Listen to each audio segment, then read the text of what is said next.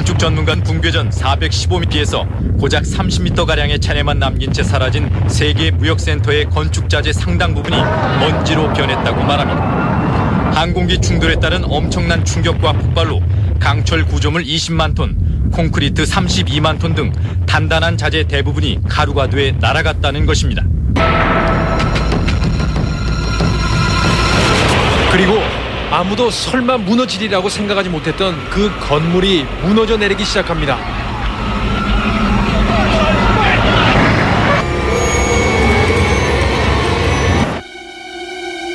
그리고 붕괴 현장의 주변은 글자 그대로 지옥으로 변해버립니다.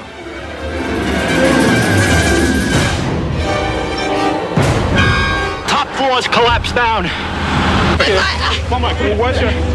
이제 생과 사는 단지 종이 한 장 차이. 바로 눈앞에서 살아있었고 바로 전에 목소리를 들었던 친구, 부모, 동생, 자녀들이 사라져버립니다. 여러분 안녕하십니까?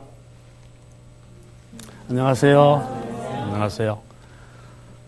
벌써 우리 여행의 종착지에 도착했습니다. 우리 그동안 닷새 동안 행복과 진리를 찾아서 가슴 설레는 여행을 했습니다. 오늘은 이 세상의 마지막 날을 찾아서 우리가 여행을 떠나겠습니다. 2001년 9월 11일 미국의 쌍둥이 빌딩이 어이없이 무너졌습니다. 쌍둥이 빌딩은 약 900개 이상의 회사가 거기에 입주해 있고 4만 명 이상의 직원들이 매일 출근해서 거기서 사무를 보는 하나의 거대한 세계입니다. 하루에 출입하는 사람만 15만 명입니다. 하나의 세계죠.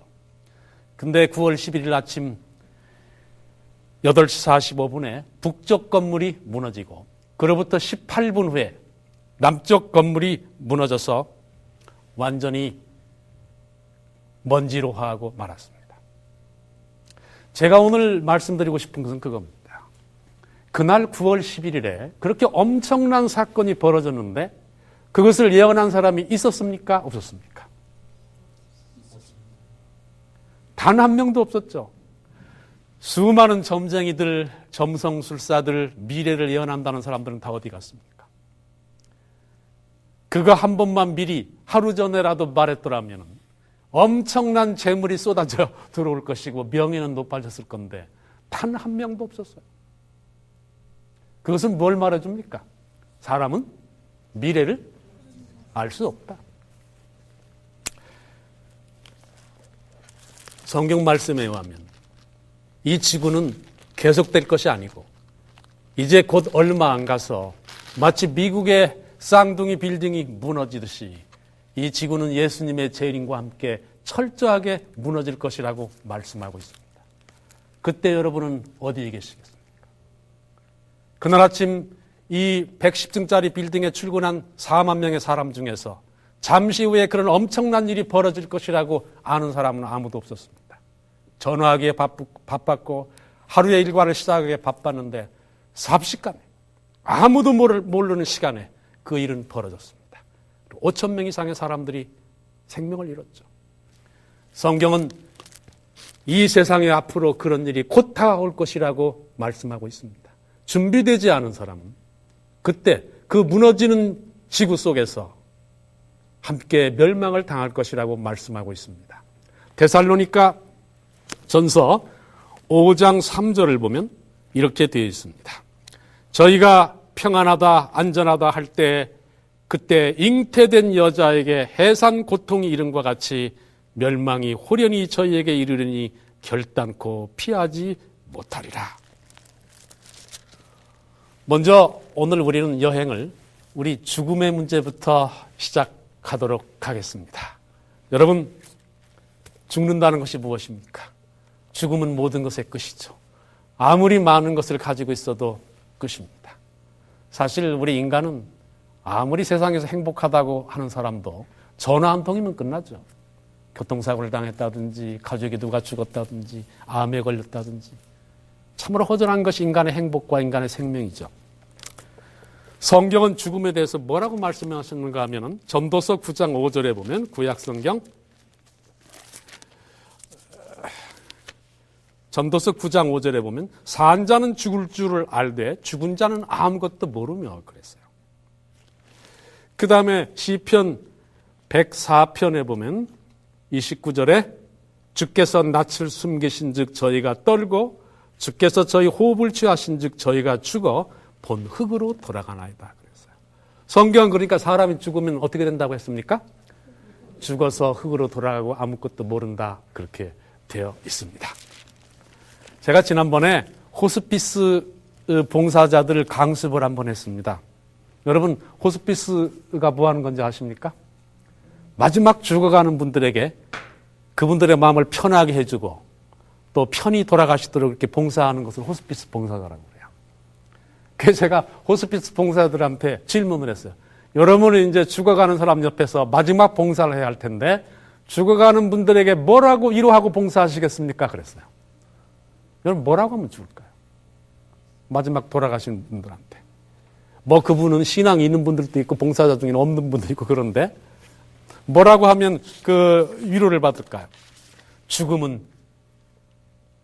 그만입니다. 참 세상 허망합니다. 그러면 될까요? 그러면 돌아가시는 분이 그냥 원통할 거예요. 왜 나한테 이런 일이 생기냐. 이 허망한 세상에 좀 잘 살다가 행복하게 살다가 죽을 것이지 이 허망한 세상에서 나만 이렇게 죽냐. 막 더 괴로울 겁니다. 그렇다고 또 뭐라고 하겠어요? 이 괴로운 세상 죽는 것이 차라리 낫습니다. 그럼 뭐라고? 누구 약 올리냐고 몽둥이 들고 아마 화를 내실 거예요. 그럼 뭐라고 위로를 하면 좋을까요? 죽으면 다 저승갑니다. 이게 괜찮습니까? 이것은? 어때요? 죽으면 다 저승간다. 여러분 저승이 어디 있어요? 어떻게 생겼어요? 가면 평안합니까? 고통스럽습니까? 우리 뭐 저승사자 생각도 하고 그러는데 그것도 위로가 안 돼요. 저승이 어떻게 생겼는지 모르기 때문에 가서 무슨 고생을 할지 몰라서 저승 간다고 하면 위로가 안 돼요. 그래서 신앙이 없는 분들은 호스피스 봉사자 하면 안 됩니다. 할 말이 없어요. 죽어가는 분들한테. 또 어떤 분은 죽으면 좋은 것으로 환생하실 겁니다. 제가 그렇게 빌겠습니다. 환생 어때요? 잘못 환생해가지고 또 이상하게 돼버리면 이거 얼마나 불안해요. 뭘로 환생 불안합니다. 또 어떤 교회 다니는 분들은 뭐라고 그래요?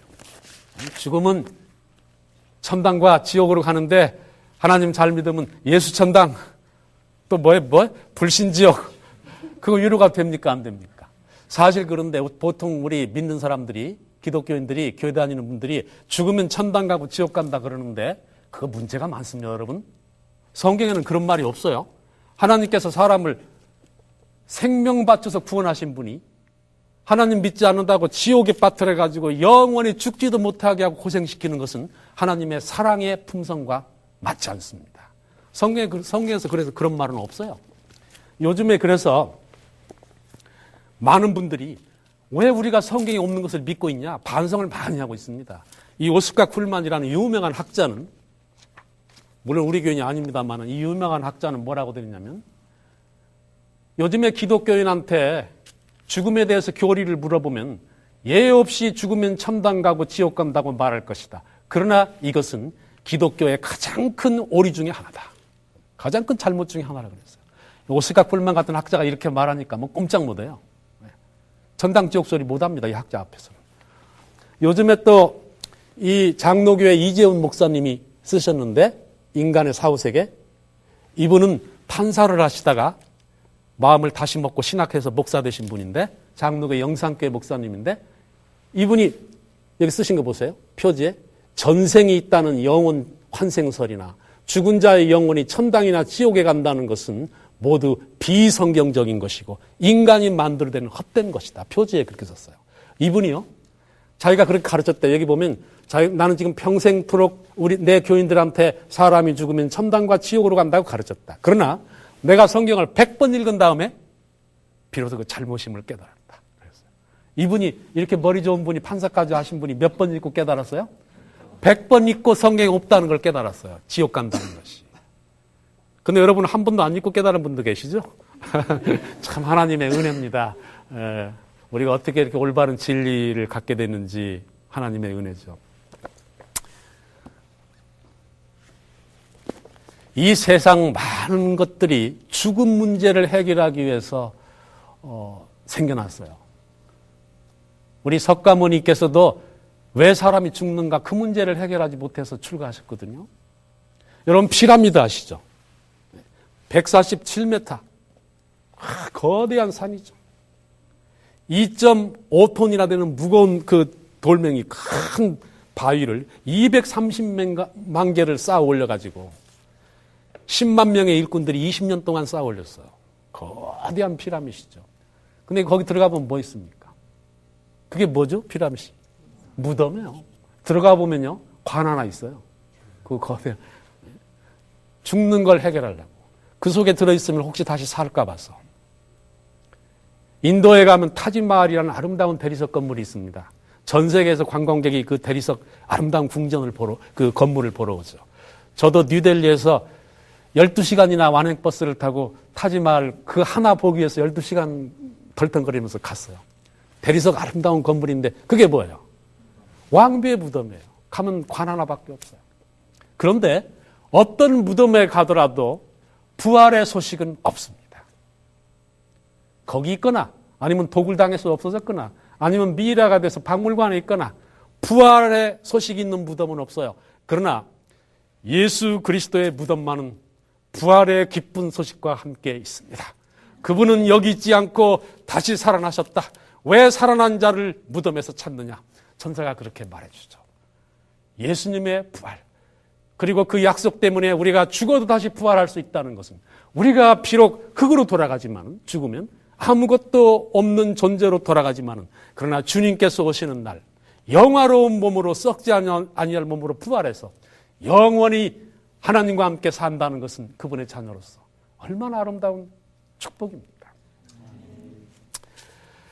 우리 요한복음 11장 11절을 한번 봅시다. 성경은요, 죽는 것을 죽었다고 보지 않고 뭘로 봅니까? 참으로 봅니다. 요한복음 11장 11절. 제가 이걸 읽고 얼마나 감동을 받았는지 모르겠어요. 11장 11절에 보면 이 말씀을 하신 후에 또 가라사대 우리 친구 나사로가 뭐 했다요? 잠들었도다. 내가 깨우러 갑니다. 저는 이 구절이 정말 감동적이에요. 우리 친구 나사로. 하나님의 아들께서 나를 위해 돌아가신 다음에 나를 뭘로 여기셔요? 친구로 여기시는구나. 생명을 주었으니까 얼마나 정이 있겠어요. 나를 남으로 여기지 않고 친구로 여기시겠구나. 내가 죽어도 내가 죽은 것으로 여기지 않으시는구나.